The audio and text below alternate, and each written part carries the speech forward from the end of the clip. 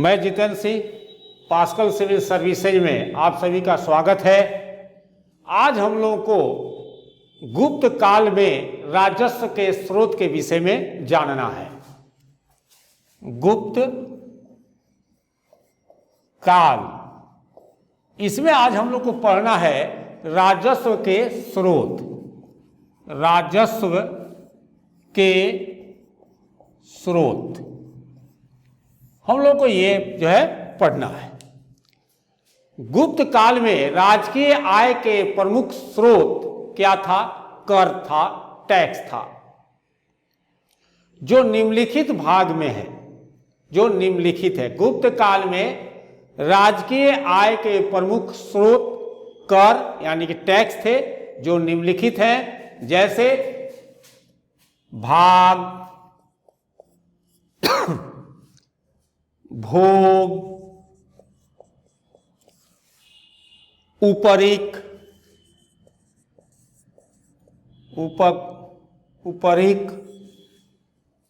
उपरिक कर भी कह सकते हैं, एवं उद्रंग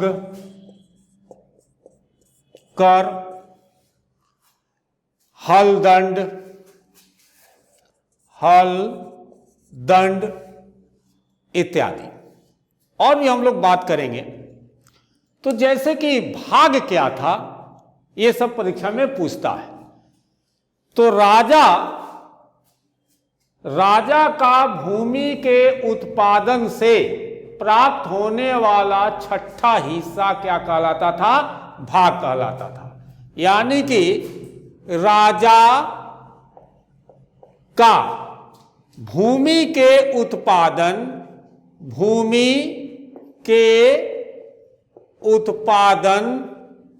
से प्राप्त होने वाला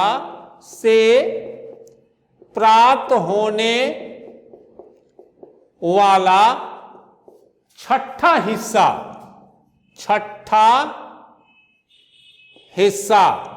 क्या कहलाता था?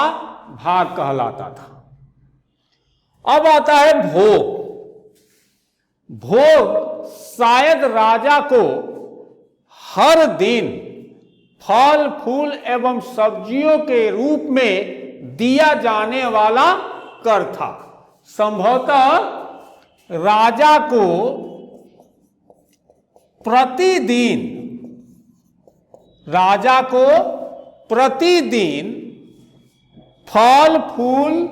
फल फूल एवं सब्जियों के रूप में दिया जाने वाला कर के रूप में दिया जाने वाला कर यानी कि टैक्स, ये जो था भोग था। अब आता है उपरिक एवं उद्रंग कर। यह एक प्रकार का भूमि कर था। क्या था? एक प्रकार का ये भूमि कर था। भूमि कर की अदायगी दोनों ही रूपों में, नगद या अन्य, यानी कि हिरण्य का मतलब होता है नगद, या मेय का मतलब होता है अन्न में किया जाता था। किंतु छठी शताब्दी के बाद किसानों को भूमि कर की अदायगी अन्न के रूप में करने के लिए बाध्य होना पड़ा। भूमि का जो मालिक होता था, कृषक एवं उनकी स्त्रियों से बेगार या बिस्टी लिया जाता था। एक टर्मिनोलॉजी और देखेंगे, बेगार। ये पूछा है कि बेगार क्या था? ये इसको आप बिस्टी भी कह सकते हैं, यानी कि बिस्टी को बेगार कहा जाता था। हल दंड, जो कर की बात करते हैं, तो ये हल दंड जो था, हल दंड, ये हल पर लगने वाला कर था, टैक्स था। इस काल में, गुप्त काल में वणिकों, शिल्पियों, शक्कर एवं नील बनाने वालों पर राज कर लगता था। गुप्त काल में राजस्व के अन्य महत्वपूर्ण स्रोतों में भूमि, रत्न, छिपा हुआ गुप्त धन, खाने एवं नमक आदि थे। इन पर सीधे राजा का एकाधिकार होता था। यह जो है बात नारद स्मृति कहता है। आप देखेंगे कि यदि इस तरह की खान या गुप्त धन किसी ऐसी भूमि पर निकल आए जो किसी को पहले अनुदान में मिली है, तो इस पर राजा का कोई अधिकार नहीं रह जाता था। शायद गुप्त काल में भू राजस्व कुल उत्पादन का 1/4 से 1/6 भाग तक होता था। यानी कि भू राजस्व जो था यह 1/4 से 1/6 भाग तक होता था गुप्त काल में। स्मृतिकार मनु ने मनुस्मृति में कहा है कि भूमि पर उसी का अधिकार होता था जो भूमि को सबसे पहले जंगल को साफ करके भूमि में परिवर्तित करता है। इस समय प्रचलन में करीब 5 प्रकार के भूमि का जिक्र मिलता है। यानी कि इस काल में 5 प्रकार के भूमि का 5 प्रकार के भूमि का जो है उल्लेख मिलता है। पहला क्षेत्र भूमि, दूसरा वास्तु भूमि, तीसरा चारागाह भूमि, चौथा सील, और 5वां आप देखेंगे कि अप्रहत जो है भूमि। अब ये भूमि को हम लोग थोड़ा सा जान लें कि ये 5 प्रकार की जो भूमि थी, इस भूमि के टाइप यानी कि क्या था। क्षेत्र भूमि, ऐसी भूमि जो खेती के योग्य थी, यानी कि ऐसी भूमि जो कृषि के योग्य, खेती के योग्य थी, उसे जो है कहा गया है क्षेत्र भूमि। वास्तु भूमि यानी कि ऐसी भूमि जो निवास के योग्य होती थी, यानी कि निवास, घर बनाने, निवास के योग्य होती थी, इसको जो है वास्तु भूमि कहा गया है। चारागाह भूमि, पशुओं के चारा के योग्य भूमि, पशुओं के चारा के योग्य भूमि, इसको जो है चारागाह भूमि कहा गया है। सील, ऐसी भूमि जो जोतने योग्य नहीं होती थी, यानी कि ऐसी भूमि जो जोतने योग्य नहीं होती थी, उसे जो है सील भूमि कहा जाता था। अप्रहत भूमि, ऐसी भूमि जो जंगली होती थी, यानी कि जंगली भूमि को जो है अप्रहत कहा जाता था। ये जो भूमि के हम लोग प्रकार को हम लोगों ने देखा। अमर सिंह ने अमरकोश में 12 प्रकार के भूमि का उल्लेख किया है। अब ये जो है हम लोग इसको भी देख लें। अमर सिंह इनका एक पुस्तक है अमर कोश। इस अमर कोश में इन्होंने 12 प्रकार के भूमि का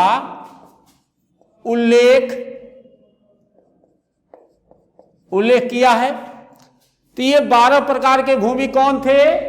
तो पहला उर्वरा भूमि पहला था। दूसरा आप देखेंगे असर भूमि, असर। तीसरा मरुभूमि यानी कि मरु। चौथा आप देखेंगे अपृहत। पांचवा सदवल। छठा आप देखेंगे पंकिल। सातवां जल प्रायमनूप।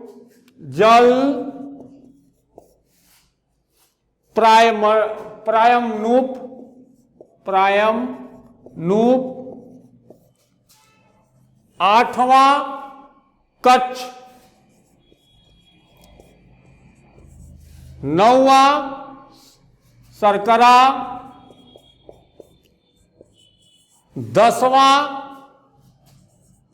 सरकावती। 11वां नदी मात्रिक।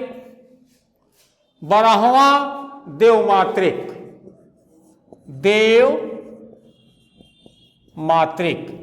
ये अमर सिंह ने ये जो है 12 प्रकार के भूमि की चर्चा की है। कृषि से जुड़े हुए कार्यों को महाक्षपटलिक एवं कार्णिक देखता था। गुप्त काल में सिंचाई के साधनों के अभाव के कारण अधिकांशतः जो है कृषि वह वर्षा पर निर्भर करती थी। स्कंदगुप्त के जूनागढ़ अभिलेख से यह प्रमाणित होता है कि सुदर्शन झील की मरम्मत करवाई गई। सिंचाई में आप देखेंगे कि सिंचाई में रहट या घंटी यंत्र का प्रयोग होता था। गुप्त काल में सोना, चांदी, तांबा एवं लोहा जैसे धातुओं का प्रचलन था। पालने योग्य पशुओं में अमरकोश में घोड़ा, भैंस, ऊंट, बकरी, भेड़, गदहा, कुत्ता, बिल्ली आदि का विवरण मिलता है। ये जो है आप देखेंगे कि